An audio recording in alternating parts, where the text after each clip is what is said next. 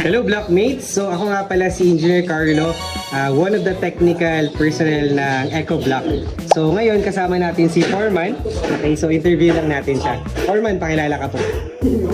Hello po, ako po si Dexter Walso, isang foreman dito sa site ng Santa Maria. Isang magandang araw po at ating lahat.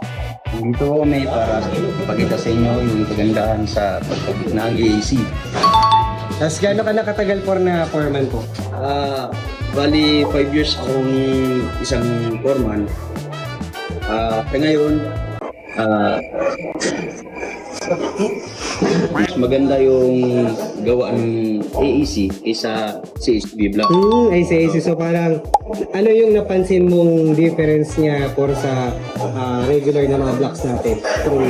Ano papansin ko rin, mas maganda, mas pagkatapos ng gawa niya, malinis agad siya at mas mabilis siyang i-install. I see. Tapos pagdating po sa surface niya, anong napapansin mo? Ito, napakaganda, napakalinis at nakikita niyo naman, mabilis yung pag-install niya at ayan, ito na siya ngayon.